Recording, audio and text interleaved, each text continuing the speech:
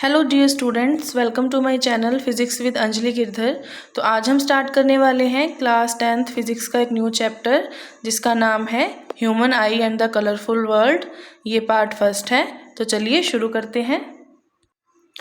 तो चलिए स्टार्ट करते हैं chapter human eye and the colourful world. The most sensitive and valuable sense organ of the human body is human आई। हमारी body का जो most sensible और वैल्यूएबल पार्ट है, ऑर्गन है, वो क्या है? ह्यूमन आई, हमारी आँख। It is like a camera and is based on the lens system. ये एक कैमरा की तरीके की होती है और लेंस सिस्टम पे बेस्ड होती है। ये आपको डायग्राम दे रखा है आगे आई का, इसके अंदर पूरे इसके ऑर्गन्स दिखा रखे हैं जिसके बारे में अपने आगे एक एक करके बात करेंगे, जैसे कि ciliary muscle, aqueous humour, cornea, pupil, eye lens, iris, vitreous humour, sclera, choroid, retina, retinal blood vessels, optic nerve connecting with brain, blind spot etcetera. तो चलिए बात करते हैं इनके बारे में। The parts of human eye and its function, की parts के बारे में बात करेंगे और इनके क्या क्या फंक्शंस हैं इसके बारे में बात करेंगे कि ये काम क्या करते हैं। सबसे पहले बात करते हैं कॉर्निया की। ठीक है। A thin membrane covering the surface of eyeball through which light enters into the eye. एक थिन मेम्ब्रेन होती है, एक पतली सी झिल्ली होती है जो कि आईबॉल को कवर करती है, through which light enters into the eye, जिससे लाइट जो है वो एंटर करती है। ये देखिए यहाँ पे आपको दिखा रखा है। Acts as a primary lens, lens की तरह काम करती है, प्राइमरी लेंस की तरह काम करती है। नेक्स्ट बात आती है आइरिस की। A dark muscle diaphragm located just behind the cornea. Muscles diaphragm की तरह काम करता है, बिहाइंड द कॉर्निया होता है। कंट्रोल्स द साइज ऑफ प्यूपिल, और प्यूपिल के साइज को कंट्रोल करता है। प्यूपिल क्या करता है? कितनी लाइट एंटर होगी उसको कंट्रोल करता है, और ये प्यूपिल के साइज को कंट्रोल करता है। ये यहाँ पे आपको दिखा रखा है। नेक्स्ट बात करते हैं प्यूपिल की। A black opening between the aqueous humour and the eye lens regulates and control the amount of light entering the eye. Black opening होती है, जो ब्लैक वाला पार्ट होता है हमारी आई का, between the aqueous humour and the eye lens, I lens और aqueous humour के बीच में। एक्वस ह्यूमर और आई लेंस के बीच में, ये रहा एक्वस ह्यूमर, यहाँ पे आएगा आई लेंस, ये रहा इसके बीच में। ठीक है। Regulates and control the amount of light entering the eye, और ये क्या करता है? आई के अंदर कितनी लाइट एंटर होगी उसको कंट्रोल करता है। नेक्स्ट है ciliary muscle. Controls the focal length of the eye lens and hold the lens in right position. इसका क्या काम है? ये राइट पोजीशन के अंदर होल्ड करता है लेंस को और फोकल लेंथ को कंट्रोल करता है। Due to relaxation these muscles focal length of lens increases. जब ये रिलैक्स करती है मसल तो फोकल लेंथ जो है वो इंक्रीज हो जाती है लेंस की। When these muscles contract focal length of lens decreases. जब ये कॉन्ट्रैक्ट करती हैं तो फोकल लेंथ जो है वो डिक्रीज हो जाती है। नेक्स्ट है crystalline lens. The eye lens is a transparent crystalline and double convex lens. ये जो आई क्रिस्टलाइन लेंस होता है अपनी आई का, ट्रांसपेरेंट होता है, क्रिस्टलाइन होता है और डबल कन्वेक्स लेंस होता है, दोनों साइड से कन्वेक्स होता है। Made of transparent and flexible tissues, transparent और फ्लेक्सिबल टिश्यूज से मिलकर बना होता है। Focuses the incoming light rays from the object on the retina to form real and inverted image. Focus करता है इनकमिंग लाइट को रेटिना पर और उसकी रियल और इन्वर्टेड इमेज बनती है रेटिना पे। नेक्स्ट बात है retina. A delicate membrane having enormous number of light sensitive cells. Delicate एक नाजुक सी मेम्ब्रेन होती है, झिल्ली होती है, जिसमें बहुत सारी मात्रा में एनार्मस number of light sensitive sales, light से जो सेंसिटिव सेल्स होती हैं वो होती हैं काफ़ी अधिक संख्या के अंदर। Acts like a screen on which image of object are formed. Screen की तरह बिहेव करती है, जैसे कि पर्दा होता है, जब अपने लेंस की बात कर रहे थे तो उसके पर्दे की तरह बिहेव करती है जिसपे इमेज बनती है। नेक्स्ट बात करते हैं ऑप्टिक नर्व की। It is formed by the nerve fibre attached with retina. It is formed by the nerve fibre से बना होता है जो कि रेटिना से अटैच होता है। इट कैरी नर्व इम्पल्सिस और सिग्नल्स टू द ब्रेन। इसका क्या काम होता है? जो इम्पल्सिस है, नर्व इम्पल्सिस जो बने हैं वो और जो सिग्नल्स हैं उसको ब्रेन तक पहुंचाना होता है इसका काम। Aqueous humour. It is a transparent liquid filled behind the cornea. ये एक ट्रांसपेरेंट लिक्विड होता है। It maintains intraocular pressure. ये क्या करता है? प्रेशर को मेंटेन रखता है। Vitreous humour filled between eye lens and retina, eye lens और रेटिना के बीच में होता है। Keep retina in place by pressing it against the cornea, retina को अपनी जगह पे रखता है प्रेस करके, कॉर्निया को प्रेस करके रेटिना को अपनी जगह पे रखता है, मतलब प्रेशर को ही मेंटेन करता है एक तरीके से।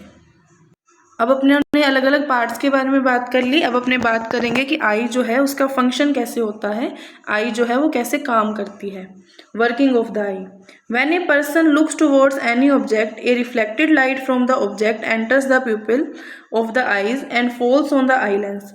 जब अपने किसी भी कोई भी पर्सन है वो किसी ऑब्जेक्ट की तरफ देख रहा है तो ऑब्जेक्ट से एक रिफ्लेक्टेड लाइट है जो कि प्यूपिल पे एंटर करती है, हमारी आंख में एंटर करती है through प्यूपिल and falls on the eye lens, और आई लेंस पे पड़ती है जो कि कॉन्वेक्स लेंस होता है।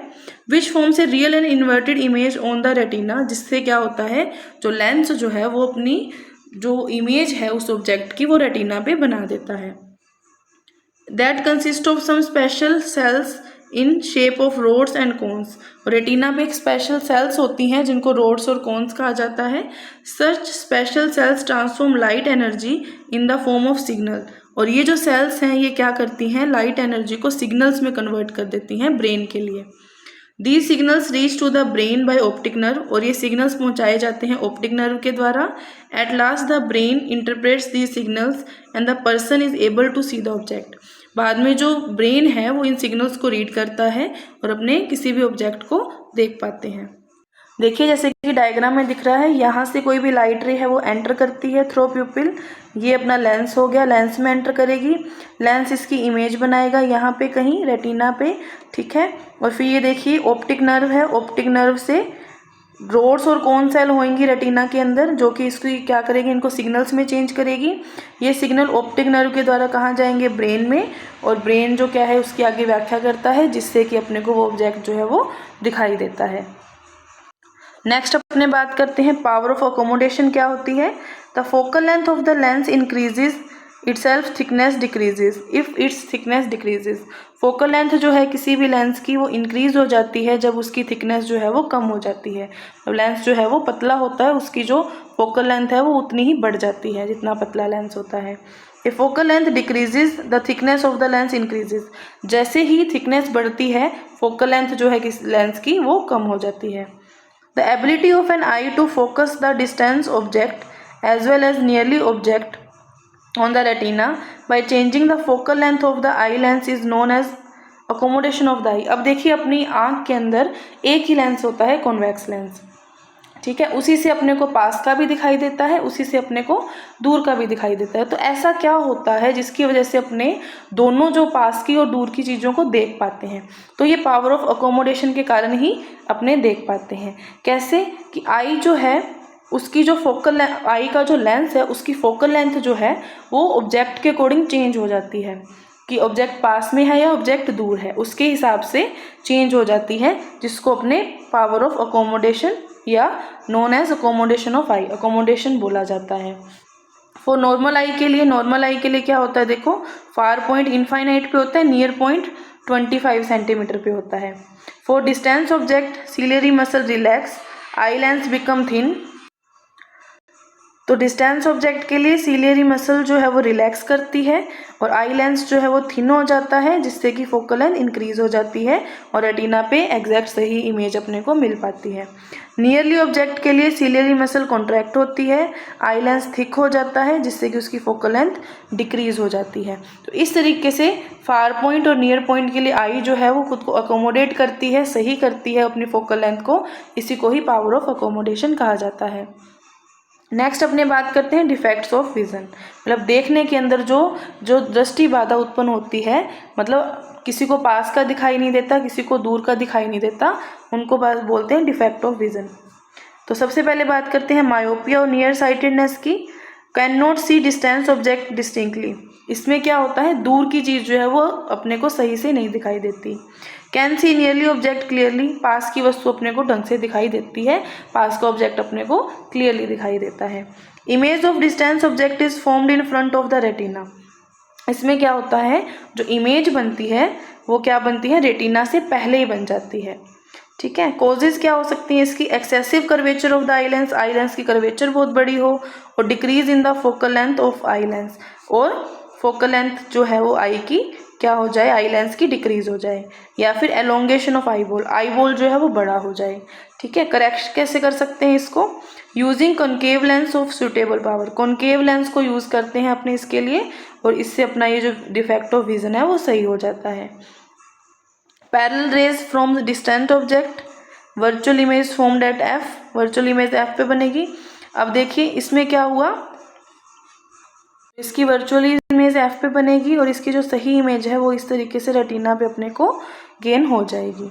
नेक्स्ट अपने बात करते हैं डिफेक्ट ऑफ विजन की, हाइपरमेट्रोपिया और farsightedness. Can not see nearly object distinctly, पास की चीज़ इसके अंदर ढंग से दिखाई नहीं देती है। Can see distance object clearly, दूर की वस्तु जो है, दूर का जो ऑब्जेक्ट है वो क्लियरली अपने को दिखता है। Image of nearly object is formed behind the retina, और इसके अंदर क्या होता है, ऑब्जेक्ट की जो इमेज बनती है वो बिहाइंड द रेटिना, रेटिना के पीछे बनती है। Causes, focal length of eye lens is too long, हो सकता है कि फोकल लेंथ जो है वो आई लेंस की वो बहुत बड़ी हो गई हो। आई बॉल बिकम शॉर्ट, या फिर आई बॉल जो है वो शॉर्ट हो गया हो। करेक्शन कैसे करते हैं, इसके अंदर कॉन्वेक्स लेंस लगाया जाता है इस तरीके से, और इस तरीके से अपने जो रेटिना पे जो इमेज है वो एग्जैक्ट अपने गेन कर सकते हैं। तो ये थी अपनी आज की क्लास। आई होप आपको समझ आया होगा। Thank you so much for watching the video.